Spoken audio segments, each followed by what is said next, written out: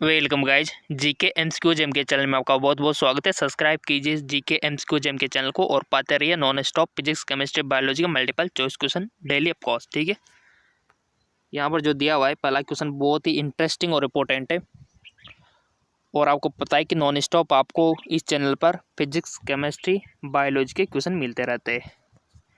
पहला क्वेश्चन है, एक पौधे के आनुवांशिक पदार्थ को दूसरे पौधे में हस्तांतरण करने की विधि कहलाती है। The method of transferring genetic material from one plant to another. Hybridization, genetic modification यानी कि आनुवांशिक रूपांतरण, या फिर सिलेक्शन यानी कि चुनना, या फिर इंट्रोडक्शन परिचय। आनुवांशिक पदार्थों को एक पौधे से दूसरे पौधे में हस्तांतरण करने के मेथड को क्या बोलते हैं गाइज? बहुत ही अच्छा क्वेश्चन है। सो उसको बोलते हैं आनुवांशिक रूपांतरण, जेनेटिक मॉडिफिकेशन। इसका थोड़ा सा ध्यान रखना। अगला क्वेश्चन, प्रकाश संश्लेषण एक प्रक्रिया है जिसमें होता है photosynthesis is a process which involve carbon dioxide का अवशोषण और ऑक्सीजन का निष्कासन, ऑक्सीजन का अवशोषण तथा कार्बन डाइऑक्साइड का निष्कासन, जल का अवशोषण एवं ऑक्सीजन का निष्कासन, या फिर जल का अवशोषण तथा कार्बन डाइऑक्साइड का निष्कासन। बहुत ही अच्छा क्वेश्चन है। प्रकाश संश्लेषण आपने पढ़ा होगा तो ये क्वेश्चन आपको इजीली 100% आ जाएगा। फोटोसिंथेसिस के बारे में किसने नहीं पढ़ा? सब ने पढ़ रखा है। 11th में आ गया था ये तो, और 12th में तो इसे बहुत अच्छी तैयारी हो गई होगी आपकी। फोटोसिंथेसिस, प्रकाश संश्लेषण की पूरा प्रोसेस आपको पता होगा। अगर आपको पता है तो आप इसको सही करोगे। तो ऑप्शन आपको देख लो, समझ लो। यहाँ पर CO2 का कहीं पर अवशोषण हो रहा है तो कहीं पर O2 का निष्कासन हो रहा है, कहीं पर O2 का अवशोषण हो रहा है तो कहीं पर CO2 का निष्कासन हो रहा है, कहीं पर जल का अवशोषण हो रहा है, ठीक है, एवं ऑक्सीजन का निष्कासन हो रहा है, कहीं पर जल का अवशोषण हो रहा है और कार्बन डाइऑक्साइड का निष्कासन हो रहा है। तो यहाँ पर ये चार ऑप्शन आपके सामने हाजिर है कंप्यूटर स्क्रीन, आपके मोबाइल स्क्रीन पर। सो इसका राइट ऑप्शन हो जाएगा आपका correct answer observation of CO2 and release of oxygen. Carbon dioxide का तो अवशोषण होगा और ऑक्सीजन का निष्कासन होता है, ठीक है। CO2 का अवशोषण और O2 का निष्कासन, ठीक है, ये ध्यान रखना। तभी तो CO2 का यूज होता है इसमें क्लोरोफिल के थ्रू, जैसे कि आपको पता है कि प्रकाश संश्लेषण में, ठीक है। CO2 का यूज करते पौधे, तभी तो वातावरण को शुद्ध रखते हैं और तभी तो आपसे बोला जाता है कि वृक्ष लगाओ, वृक्षों को काटो मत हो, ठीक है। ज़्यादा से ज़्यादा वृक्ष लगाओ ताकि हमको शुद्ध वातावरण मिले, अच्छी ऑक्सीजन मिले। अंतराफसल रखती है, इंटरक्रॉपिंग इन्वॉल्व, एक समय में एक होने वाली, एक खेत में विभिन्न फसलें, दो या दो से अधिक एक साथ फसलें एक ही खेत में उगना, दो या दो से अधिक फसलों को एकांतर कतारों में उगाना। सो इसका राइट ऑप्शन हो जाएगा दो या दो से अधिक फसलों को एकांतर कतारों में उगाना, वो होता है अंतराफसलीकरण। दो या दो से अधिक फसलों को एकांतर कतारों में उगाना। अगला क्वेश्चन है, सागर समुद्र के साथ साथ झील और लवण जिले में मछली पालन का क्षेत्र का कहलाता है। जलीय पालन, प्रग्रहण, मत्स्य पालन, समुद्री पालन, मत्स्य पालन। सागर समुद्र के साथ साथ झील और लवण जिले में मछली पालन का तरीका कहलाता है। तो राइट ऑप्शन हो जाएगा आपका मत्स्य पालन, फिश फार्मिंग। वायुमंडल के किस परत पर ओजोन उपस्थित है? क्षोभमंडल, आयनमंडल, समतापमंडल, बहिर्मंडल। वायुमंडल के किस परत पर ओजोन उपस्थित है?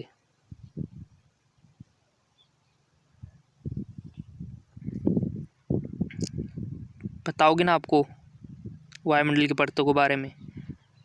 ऑप्शन दे रखा है ट्रोटोस्फीयर यानी कि क्षोभमंडल, इनोस्फीयर यानी कि आयनमंडल, स्ट्रेटोस्फीयर यानी कि समतापमंडल, और एक्सोस्फीयर बहिर्मंडल। तो राइट ऑप्शन हो जाएगा आपका समतापमंडल, समतापमंडल। अगला क्वेश्चन,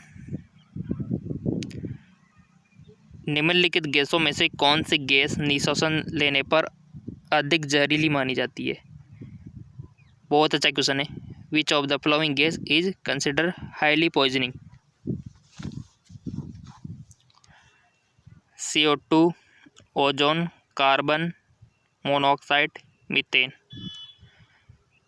इसका राइट ऑप्शन हो जाएगा आपका carbon monoxide.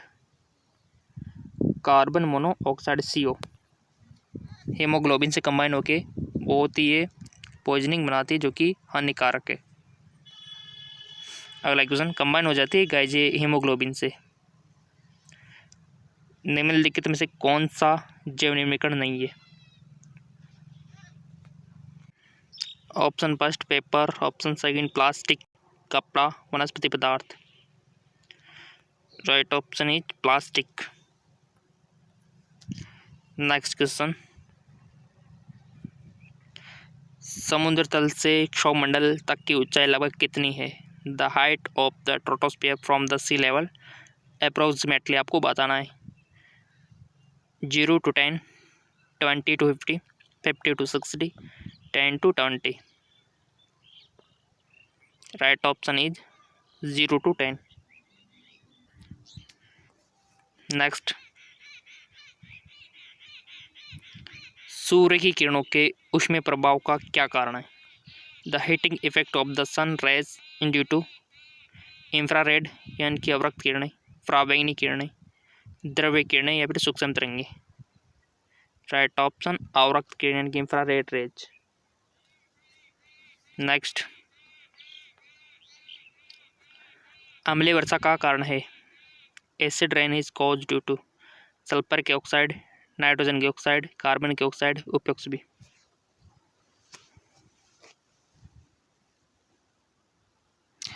Right option is उपयुक्त भी। ये सब कारण है अम्लीय वर्षा के। बहुत ही डेंजरस होती है अम्लीय वर्षा, काफ़ी नुकसान होता है, जंतु को तो होता ही है, फसलों को भी होता है एसिड रेन से, क्योंकि ये सब इसमें बारिश में घुल जाते हैं, बारिश जो होती है ना वर्षा उसमें। नेक्स्ट, यातायात और संघनन स्थलों में जलन वाली ब्राउनी धुंध का क्या कारण है? Sulphur dioxide, nitrogen dioxide, carbon dioxide, nitrogen monoxide. तो राइट ऑप्शन हो जाएगा आपका नाइट्रोजन डाइऑक्साइड। नेक्स्ट,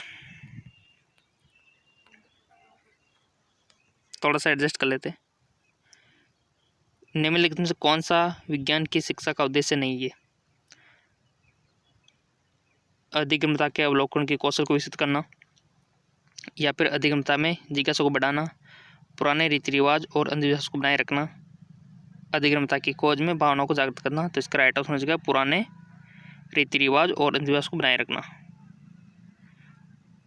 इन्वायरमेंट यानी कि पर्यावरण से तो क्वेश्चन आता ही है, आपको पता है, क्वेश्चन बन सकता है पर्यावरण से रिलेटेड। विश्व पर्यावरण दिवस कब मनाया जाता है? The world environment day observe on 5 जून, 15 जुलाई, 1 दिसंबर, 8 जून। बताओ ईमानदार, अपनी अपनी ईमानदार से बताओ गाइज, ताकि आपको पता चले कि आप कितने नॉलेजफुल हो। विश्व पर्यावरण दिवस 5 जून को, ठीक है। अगर आपसे पूछ रहा जाए कि अंतर्राष्ट्रीय योगा दिवस कब मनाया जाता है, फिर अंतर्राष्ट्रीय योगा दिवस कब मनाया जाता है, तो फिर आप क्या कहोगे? कमेंट बॉक्स में आप बता सकते हो। अगला क्वेश्चन, नीचे दी गई सूची में से उस गुण का चुनाव कीजिए जो उपार्जित हो सकते हैं लेकिन वंशागत नहीं। उपार्जित हो सकते हैं लेकिन वंशागत नहीं, बताइए। आँख का रंग, बालों का रंग, त्वचा का रंग, शरीर का आकार। From the list given below, select the character which can be required and not inherited.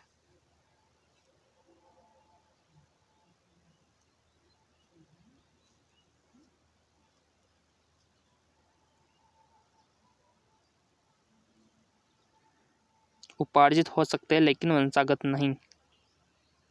उपार्जित यानी कि जो अर्जित किए हुए होते हैं ना, वो गुण, और वंशागत जो आपको प्राप्त होते हैं पेरेंट्स से। तो यहाँ पर इसका शरीर का आकार, ठीक है, इसको उपार्जित हो सकते हैं लेकिन वंशागत नहीं हो सकते, शरीर का आकार। नेक्स्ट, नीचे दी गई सूची में से किस व्यक्ति ने चिपको आंदोलन शुरू किया? मेधा पाटकर, A.K. बनर्जी, अमृता बिश्नोई, सुंदरलाल बहुगुणा। बताइए इसका राइट ऑप्शन क्या होगा? इसका राइट ऑप्शन हो जाएगा सुंदरलाल बहुगुणा। सुंदरलाल बहुगुणा ने चिपको आंदोलन शुरू किया।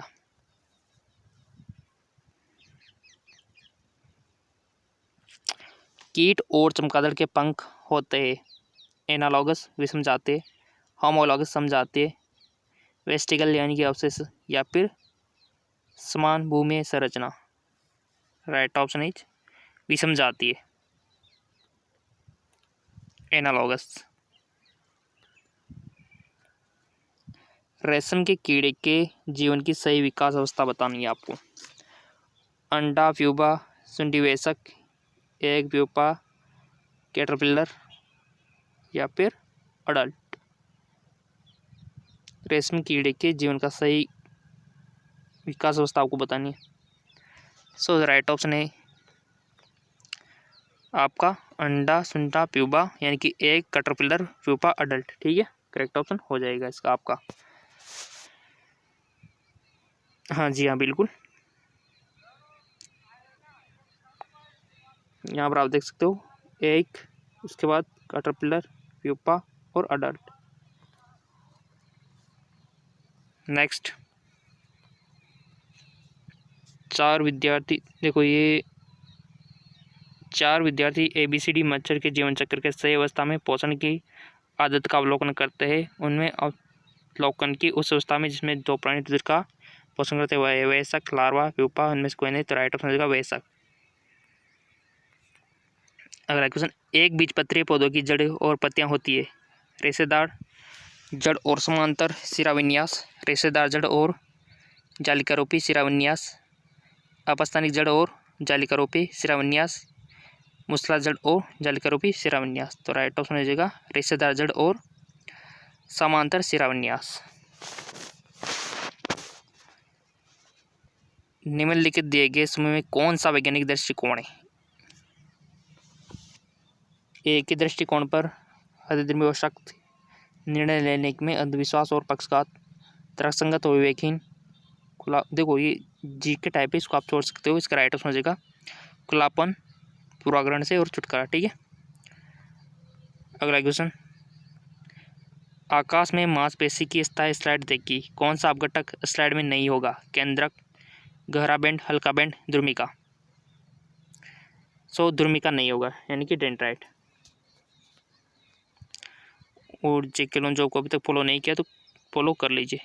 मोल अवधारणा का परिचय किसने दिया?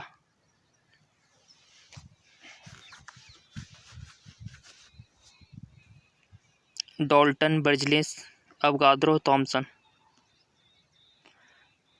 अवगाद्रो। ऑक्सीजन का अणुभार है 16, 8, 32, उपयोग में से कोई नहीं। ऑक्सीजन का अणुभार है तो राइट ऑप्शन हो जाएगा आपका 32। 0.5 ग्राम हाइड्रोजन गैस किसके बराबर है? 1 मोल, 0.5 मोल, 2 मोल, 0.25 मोल। 0.25 मोल के बराबर। अगला क्वेश्चन है, नाभिक के चारों ओर इलेक्ट्रॉन का घूमना नियंत्रित होता है। The movement of electron around the nucleus is courted by quantum यांत्रिकी, न्यूटन का गति का तीसरा नियम, न्यूटन गति का दूसरा नियम, न्यूटन गति का प्रथम नियम। राइट ऑप्शन है क्वांटम यांत्रिकी। और इंपॉर्टेंट लिंक है नीचे डिस्क्रिप्शन में दे रखे हैं।